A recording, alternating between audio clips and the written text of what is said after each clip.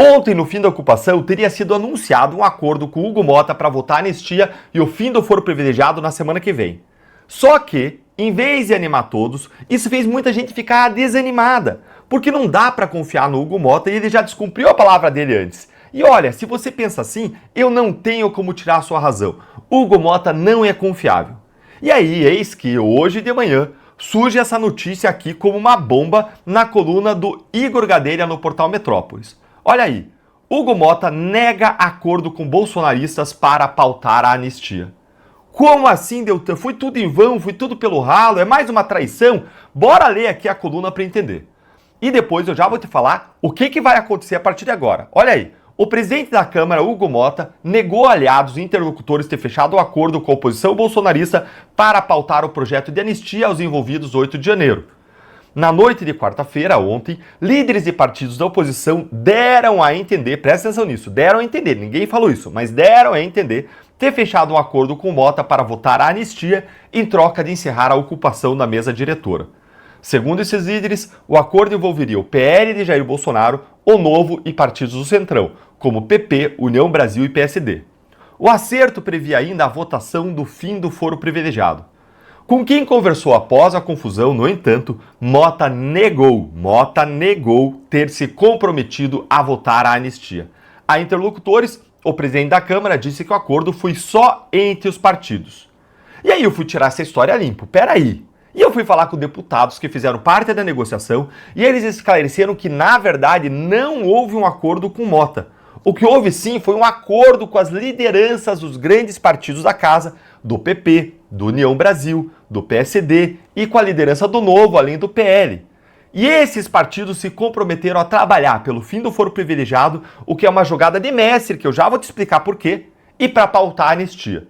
E em seguida eu vou te mostrar por que esse acordo das lideranças é importante, qual é o impacto disso. Mas antes, olha aqui comigo o vídeo do Nicolas Ferreira de ontem à noite e presta atenção nos detalhes sobre os quais a gente está falando. Se você já assistiu, e eu já tinha assistido, vale a pena assistir de novo, com foco agora no que especificamente foi sim objeto de acordo. Olha aí, acompanha comigo. Para o Brasil, nós temos aqui uma parcela gigantesca dos deputados, existem vários outros ainda que não estão aqui, mas para dar o seguinte recado, nós dobramos o nosso apoio no Congresso para as nossas pautas. Hoje, além do PL, que está aqui o Sócrates, além Marcelo Rato, que é líder do Novo, também PP, União, PSD e demais outros deputados de vários partidos estão conosco nas nossas pautas. O que eu quero dizer para você é o seguinte, olhe a reação da esquerda, reação de derrota, porque hoje sim, a gente conseguiu chamar a atenção, paramos o Congresso por 2 dias, algo inédito, histórico do nosso país, para que a gente continue vencendo esta batalha. E eu não tenho dúvidas que todos que estão aqui vão continuar incessantemente para na reunião de líderes, que foi feito um acordo para que tanto o fim do foro privilegiado, quanto também a anistia, todos esses partidos lutem juntamente conosco para que seja aprovado. Primeiro passo, tirar a força dos deputados que estão sendo pressionados pelo STF através do fim do foro privilegiado. E segundo, ter a anistia ampla, geral e restrita. Excelente. E para isso, nós não podíamos isolar os outros demais partidos, fazer o que a esquerda queria, que era nos deixar de lado. Portanto, sinta-se extremamente representado, confiante, porque caso isso não acontecer, nós vamos votar muito mais forte. Hoje, nós ganhamos o Congresso. É isso aí. Pera, para aí. Espera que tem mais. Presta atenção.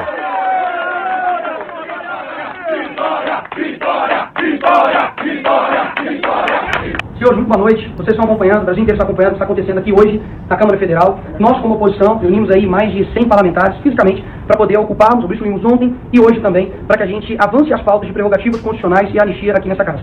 Nós estamos aqui conversando a longos passos com diversas lideranças e chegamos ao devido entendimento. Está aqui ao meu lado, Rodrigo de Castro, que é líder do União. Está aqui ao meu lado, Luizinho, que é líder do PP. Aqui ao meu lado está o líder do Novo, Marcelo Van Hatten. E aqui à minha direita também, Sócrates, líder do PL.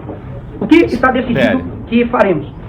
Em todas as nossas conversas, em todo tipo de desafios que nós temos aqui nessa casa, o diálogo sempre vai ser, obviamente, o melhor caminho. Nós firmamos um compromisso de que na semana que vem, todos esses partidos aqui citados irão trabalhar incessantemente para as nossas prerrogativas constitucionais, que passa pelo fim do foro privilegiado, que vai tirar a amarra no pescoço de diversos deputados que estão aqui pressionados pelo STF. E, consequentemente, a anistia, que é a nossa pauta prioritária. Então, portanto, quero que todos vocês, brasileiros, que acompanharam tudo que nós estamos fazendo, que a ação, ela de fato, não existe vencedores e perdedores. Existem pessoas aqui que estão ao lado do Brasil. E hoje eu não tenho dúvidas que o Brasil ganha, porque nós iremos conseguir lutar para que a maioria desse Congresso seja respeitada. Muito obrigado a todos e que o Brasil sempre vença. Teve um acordo ali envolvendo União, PP, PSD, Novo, PL. E por que esse acordo é tão importante? Porque o que será ou não pautado é decidido pelo presidente da casa, Hugo Mota, sim, mas é discutido, é deliberado, é tratado em uma reunião de líderes anterior às pautas, anterior às votações. Tem uma reunião de líderes em que esses líderes, como esses que vocês viram com o Nicolas, se reúnem e decidem o que vai ou não vai à votação. E agora há o compromisso desses líderes de grandes partidos, que têm um grande número de deputados, de fazer essas pautas avançarem. E mais, eles decidiram combinar com a anistia o fim do foro privilegiado. E por que isso é essencial? É o seguinte, gente. A direita entendeu qual que é o grande medo do Hugo Mota.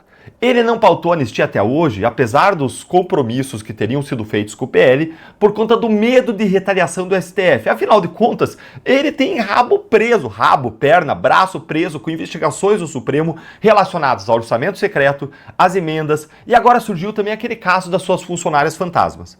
Contudo, ao pautar a anistia junto com o fim do foro privilegiado, se retira ao mesmo tempo o poder que o STF tem sobre os parlamentares, sobre Mota, sobre a imunidade parlamentar, sobre todos, esvaziando uma das maiores armas que os ministros têm para colocar pressão nos deputados e senadores, para encoleirá-los, para chantageá-los, para fazer os parlamentares agirem como os ministros quiserem. Com o fim do foro privilegiado, o caso do Bolsonaro e de todos os demais podem sair do Supremo e das mãos de Alexandre de Moraes na semana que vem ou assim que for aprovada essa mudança constitucional. E a retirada do caso das mãos do STF deverá ser, a meu ver, obrigatória. Isso nos traz sim uma luz no final do túnel, nos traz uma esperança. Quer dizer que é certeza que vai dar certo? Não, não é. Por isso a gente segue precisando da sua, da minha, da nossa mobilização de todo mundo que apoia essas pautas, para que a voz da nossa indignação, para que a voz das nossas pautas, das nossas causas possam chegar mais longe, para que mais gente possa ser trazida e convencida. Você se lembra dessa pessoa aqui? Essa aqui é a Basília. Ela era... Eu digo era porque ela foi demitida da CNN por não saber nem quais países o Brasil fazia fronteira e ter falado algumas asneiras.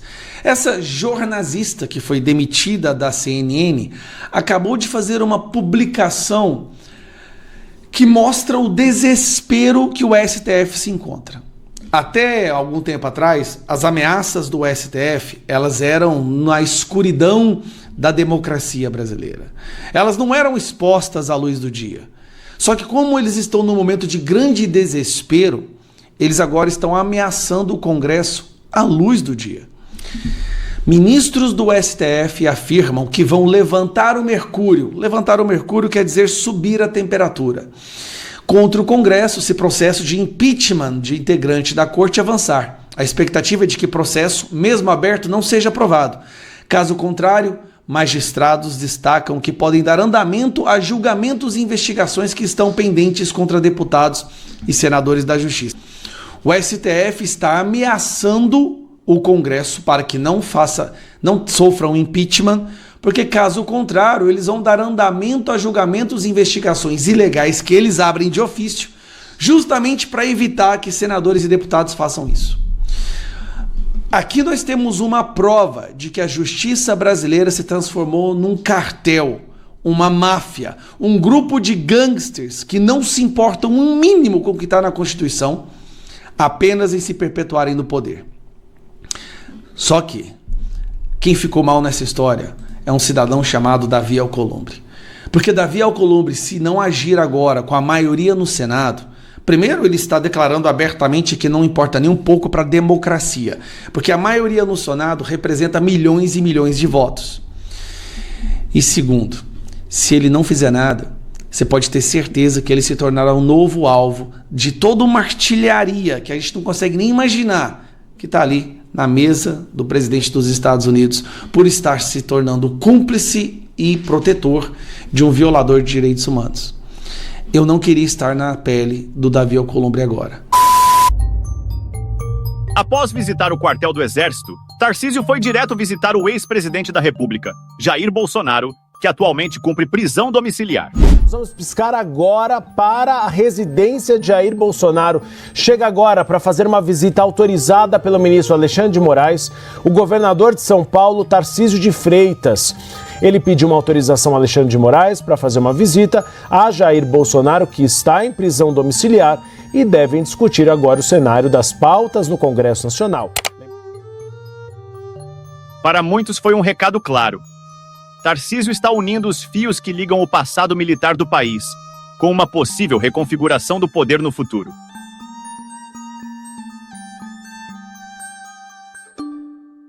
O atual presidente brasileiro, que já guarda ressentimentos pela derrota do seu partido nas eleições estaduais de São Paulo, agora enxerga em Tarcísio uma ameaça real. A reação nos bastidores do Palácio do Planalto foi imediata, com aliados do governo postando nas redes sociais que a ação de Tarcísio é temerária e conspiratória, mesmo sem qualquer indício de ilegalidade. O simples fato de um possível futuro candidato à presidência ter acesso irrestrito a uma turma inteira de generais já é motivo suficiente para inquietar quem atualmente ocupa o poder. E esse temor foi reforçado pelo modo como tudo foi conduzido, discreto, rápido e cirúrgico. O Supremo Tribunal Federal até autorizou oficialmente que Tarcísio visitasse o ex-presidente Bolsonaro. O que ninguém esperava era que, antes disso, Tarcísio passaria por um quartel para se reunir com os generais da sua turma. Isso pode ter sido apenas uma visita casual, mas também pode ter sido um movimento estudado, que para muitos teve clara intenção política. E quem conhece o governador de São Paulo de perto, costuma dizer que ele não dá passos improvisados.